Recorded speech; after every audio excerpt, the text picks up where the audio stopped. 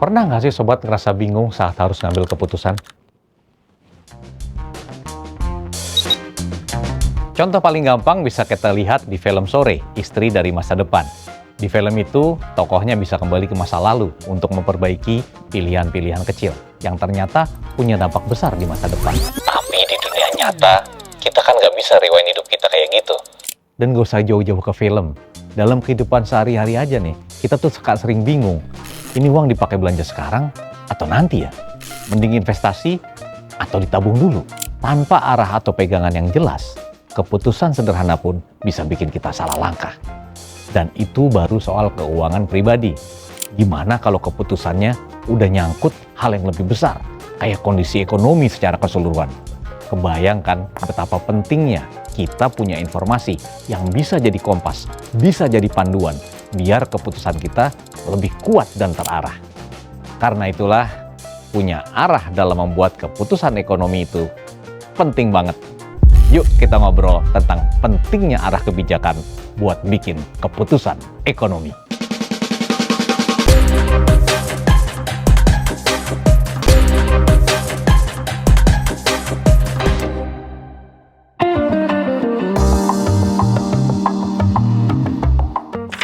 Kita nggak bisa meramalkan masa depan yang penuh ketidakpastian. Dulu tuh, orang tuh sempat percaya ya pada peramal yang bisa membaca bola kristal untuk mengetahui arah hidup seseorang. Tapi tentu saja pendekatan seperti itu kan udah nggak relevan lagi ya. Seperti kata Joseph Stiglitz, ekonom peraih Nobel dari Amerika Serikat, "Information is a public good. Without it, markets cannot work well." Intinya sih sederhana, tanpa informasi yang jelas, ekonomi bisa tetap berjalan. Tapi seperti berkendara tanpa rambu, maju terus tapi rawan salah arah. Nah di masa kini nih, tentu kita nggak bisa lagi pakai ramalan-ramalan kayak gitu lagi. Para pelaku bisnis, perbankan, akademisi, bahkan masyarakat umum butuh sebuah panduan. Nah panduan itu berupa assessment yang dikeluarkan oleh lembaga-lembaga seperti Bank Indonesia. Dan sebetulnya B itu punya momen tahunan guys, untuk menyatukan semua informasi itu dalam satu panggung. Nah salah satunya yang dilakukan oleh Bank Indonesia itu adalah menyelenggarakan Pertemuan Tahunan Bank Indonesia atau PTBI. Kalau masih terdengar asing, tenang aja, Pak Ijun bakal jelasin pelan-pelan. Pada dasarnya PTBI adalah pertemuan tahunan yang diselenggarakan oleh Bank Indonesia yang dihadiri oleh banyak pihak penting, dari para menteri, pemerintah daerah, perbankan, pelaku usaha, dan akademisi. Presiden Republik Indonesia juga hadir serta menyampaikan arahan pada acara tersebut. Nah ini tujuannya untuk menyampaikan gambaran lengkap ya tentang kondisi ekonomi Indonesia saat ini dan apa yang perlu disiapkan untuk tahun depan. Nah umumnya ada 3 hal besar yang dirangkum. Pertama, kondisi ekonomi saat ini. Nah ini penting banget untuk kita mengetahui asesmen kondisi ekonomi saat ini. Mulai dari inflasinya bagaimana, perlu dijaga lebih ketat atau tidak, pertumbuhan ekonominya bagaimana, lagi kuat atau melambat, sampai apakah rupiah sedang stabil atau sedang menghadapi tekanan global. Kedua, dibicarakan tantangan ke depan. Misalnya, ekonomi global bagaimana nih ke depan nih, lagi melambat atau lagi menguat. Harga komoditas bagaimana ke depan, bagaimana dampak ketegangan geopolitik, fragmentasi ekonomi atau risiko lain yang bisa berdampak pada harga barang, nilai tukar, dan aktivitas usaha. Yang ketiga, nah ini juga penting nih, arah kebijakan. Nah ini arah kebijakan nih mau kemana? Ini termasuk arah suku bunga, langkah menjaga inflasi ke depan, stabilisasi rupiah, dukungan untuk UMKM, dan bagaimana mendorong sistem pembayaran dan ekonomi digital, serta sinergi antara Bank Indonesia, pemerintah, pusat daerah, dan sektor keuangan. Biar lebih paham, Pak Ijun punya sebuah analogi nih. Coba bayangkan nih Indonesia seperti satu komplek perumahan yang besar ya. Setiap tahun pengurus komplek ngadain rapat akbar buat semua warga. Nah, mereka menjelaskan nih kondisi komplek. Ini jalan mana yang mulai retak, lampu mana yang mulai mati. Nah, setelah itu mereka jelasin rencana ke depan.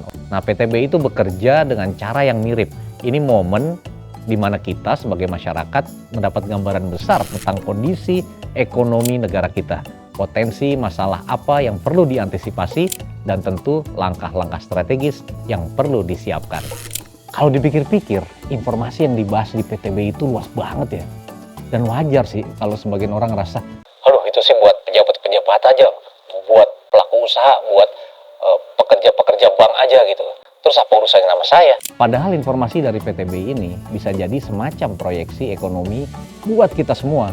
Misalnya, sebelum sobat mau menentukan rencana bisnis nih, mau nikah nggak sih tahun depan gitu kan, mau beli mobil baru atau nggak sih, atau mau buka usaha apa nggak sih, ada baiknya loh tahu gimana gambaran ekonomi tahun depan.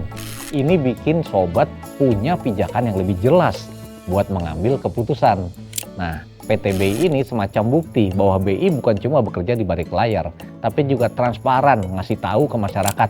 Ini loh kondisi saat ini, gini tantangannya, dan ini rencana kami untuk menghindari risiko, tetapi tetap menjaga stabilitas dan mendorong pertumbuhan ekonomi. Pada akhirnya, punya informasi yang jelas memang bikin kita lebih mantap dalam mengambil keputusan ekonomi. Kita tuh jadi nggak meraba-raba, lebih siap menghadapi perubahan, dan nggak gampang panik ketika ada berita baru soal kondisi ekonomi. Apalagi ada hoaks-hoaks yang tidak bisa dipertanggungjawabkan. Nah, kalau sobat pengen memahami gambaran besar ekonomi Indonesia secara lebih utuh, sambutan dan paparan Gubernur Bank Indonesia di PTBI tersedia di website resmi Bank Indonesia dan bisa diakses kapan aja.